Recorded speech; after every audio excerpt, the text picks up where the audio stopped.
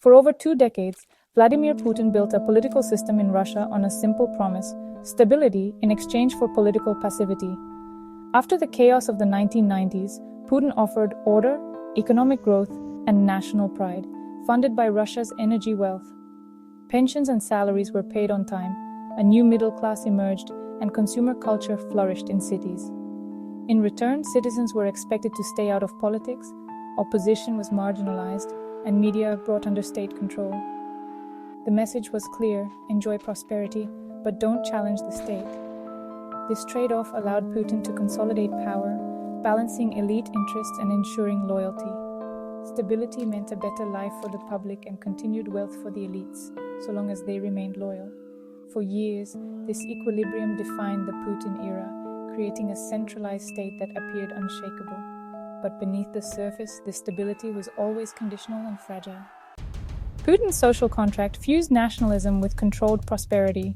State media promoted Russia as a unique civilization, besieged by a hostile West, restoring pride after the humiliations of the 1990s. This narrative justified centralizing power and suppressing dissent as defense against foreign threats. The new middle class, enjoying economic gains, was encouraged to see its success as tied to Putin's leadership and Russia's resurgence. Oligarchs could keep their fortunes if they stayed loyal and out of politics. Those who defied the Kremlin, like Khodorkovsky, were punished. This arrangement created the illusion of national unity, with all classes appearing to support Putin. The state provided stability and rising incomes. In return, citizens ceded real political participation. For years, this system worked, but it depended on economic fortune and public apathy, a balance vulnerable to disruption. Foreign policy adventures would soon test its limits. Putin's domestic order set the stage for a more assertive foreign policy. Russia's 2008 war in Georgia marked the first use of military force abroad since the Soviet collapse, signaling a new willingness to challenge the West. The 2014 annexation of Crimea and war in Donbas escalated this pattern, responding to Ukraine's pro-Western shift. Crimea's annexation was celebrated at home, boosting Putin's popularity and showing Russia would use force to defend its interests. Intervention in Syria in 2015 further showcased Russia's global ambitions and military modernization. Each move challenged the US-led world order, building toward the full-scale invasion of Ukraine in 2022. These actions set the stage for a confrontation that would upend Putin's domestic equilibrium. The 2022 invasion of Ukraine shattered Putin's long-standing balancing act. No longer a limited operation, this was a gamble to redraw Europe's security map and demand sacrifice from Russians. Western sanctions hit hard, threatening the consumer lifestyle and economic stability Russians had come to expect.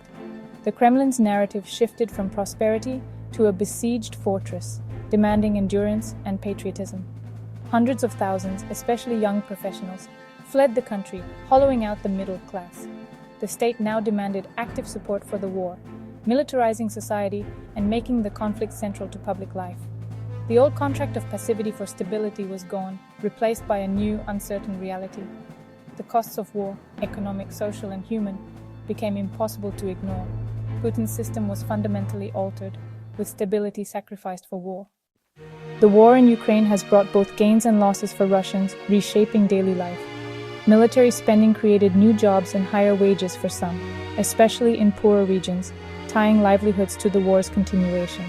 For most, however, sanctions, inflation, and isolation have eroded living standards and narrowed future prospects. The human cost is immense: hundreds of thousands killed or wounded, families shattered, and the fear of mobilization haunting many. The state suppresses dissent and grief, framing loss as patriotic sacrifice and silencing those who question the war. This enforced silence deepens divisions between those who profit and those who suffer, straining the social fabric. The war's true cost is measured not just in rubles, but in lives and trust lost. Putin's regime relies on targeted repression, not mass terror, to maintain control. High-profile arrests and harsh sentences for dissenters send a warning to millions, fostering self-censorship. Vaguely worded laws criminalize criticism of the military, applied selectively to keep society atomized and fearful. The fate of Alexei Navalny, poisoned, imprisoned, and dead, demonstrates the regime's willingness to eliminate opposition. By dismantling opposition groups and labeling them extremist, the state decapitates protest movements and isolates dissidents. Most citizens believe that silence ensures safety, allowing a veneer of normalcy to persist. But this sophisticated repression pushes Russia further toward a closed, coercive dictatorship. For years, Putin kept foreign conflicts distant from daily Russian life. The 2022 invasion changed everything, demanding sacrifice and exposing society to the war's costs. The Prigozhin mutiny in 2023 revealed cracks in the regime, showing that Putin's control was not absolute. Economic strain is forcing the Kremlin to prioritize the military over other sectors, leading to stagnation and declining living standards. Social programs and infrastructure suffer as resources are diverted to the war effort. Public fatigue and quiet resentment are growing as the war drags on with no end in sight. The state's repressive apparatus can suppress protest, but not eliminate discontent. The longer the conflict continues, the greater the risk that external war will ignite internal instability. Putin's regime faces mounting pressure from within as the costs of war accumulate. Trapped by his own escalation, Putin now equates victory in Ukraine with his political survival. Retreat would mean defeat and likely the end of his rule, so he sacrifices stability for control. Russia is becoming a full-fledged war economy, with living standards falling and public freedoms vanishing. The old social contract of prosperity is replaced by one demanding sacrifice and obedience. Propaganda, targeted support, and repression are used to manage discontent, but dissent is no longer tolerated. The regime is drifting toward totalitarianism, seeking to dominate all aspects of life in service of the war. Even if victory comes, it will be Pyrrhic, leaving Russia isolated, depleted, and locked in confrontation with the West. The system built for stability may not survive the conflict meant to secure Putin's legacy, leaving Russia's future deeply uncertain.